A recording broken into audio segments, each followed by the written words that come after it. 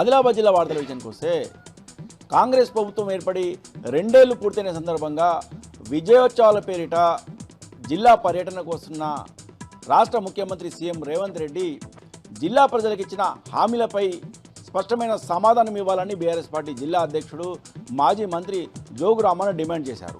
BRS party కార్యాలయంలో ఏర్పాటు చేసిన మీడియా సమావేశంలో జోగు రామన్న మాట్లాడారు.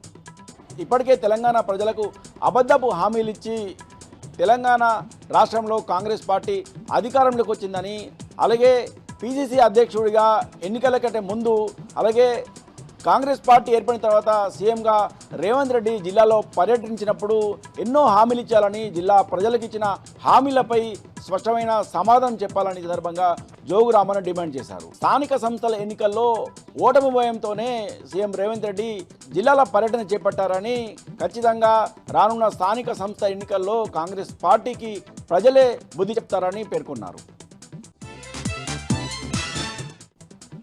ఇక మరో వార్త విషయానికి వస్తే ఈరోజు తెలంగాణ తొలి అమరవీరుడు శ్రీకాంతాచారి 16వ వర్ధంతిని జిల్లా కేంద్రంలో ఘనంగా నిర్వహించారు. జిల్లా కేంద్రంలోని ఆర్టీసీ బస్టాండ్ వద్ద ఉన్న తెలంగాణ తొలి అమరవీరుడు శ్రీకాంతాచారి విగ్రహానికి బీఆర్ఎస్ పార్టీ ఆధ్వర్యంలో ఘనంగా నివాళులర్పించారు. బీఆర్ఎస్ పార్టీ జిల్లా అధ్యక్షుడు మాజీ మంత్రి జోగు రామన్న శ్రీకాంతాచారి విగ్రహానికి పూలమాలలు సమర్పించి ఘనంగా నివాళులు అర్పించారు.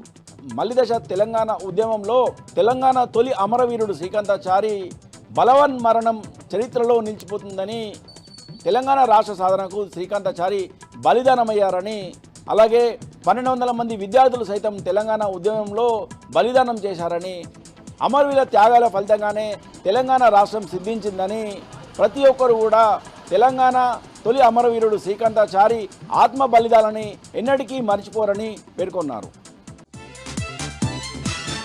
ఇక మరో వార్త విషయానికి వస్తే జిల్లా కేంద్రంలోని రిమ్స్ ప్రభుత్వ ఆసుపత్రిలో పనిచేస్తున్న అవుట్సోర్సింగ్ అండ్ కాంట్రాక్టు కార్మికులు ఈరోజు ధర్నా చేపట్టారు. దీర్ఘకాలికంగా ఉన్న తమ సమస్యలను వెంటనే పరిష్కరించాలని దశలవారీ ఆందోళనకు ఈ కార్మికులు శ్రీకారం చుట్టారు. నిన్నటి నుంచి కూడా ధర్నా కార్యక్రమం చేపట్టిన కార్మికులు వరుసగా దశలవారీగా ఈ ఆందోళన కార్యక్రమం చేపడతామని పేర్కొన్నారు.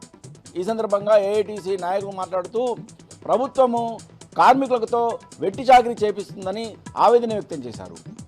రిమ్స్ ప్రభుత్వ ఆసుపత్రిలో పనిచేస్తున్న కార్మికులకు కనీస వేతనం 26,000 రూపాయలు చెల్లించాలని, అలాగే ఈఎస్ఐ పిఎఫ్ సౌకర్యాన్ని కల్పించాలని, అలాగే పెన్షన్ సౌకర్యాన్ని కల్పించాలని, కనీస వేతనము క్రమం తప్పకుండా చెల్లించాలని, అలాగే టెండర్లు పూర్తయి 3 ఏళ్ళు అయినా ఇప్పటికి కూడా మళ్ళీ టెండర్లు వేయకుండా ప్రభుత్వము కాలయాపన చేస్తుందని, వెంటనే టెండర్లు వేయాలని, అలాగే కార్మిక సమస్యలను వెంటనే పరిష్కరించాలని సందర్భంగా డిమాండ్ చేశారు. లేని పక్షంలో దశవారీ ఆందోళన మరింత ఉధృతం చేస్తామని కార్మికులు హెచ్చరించారు.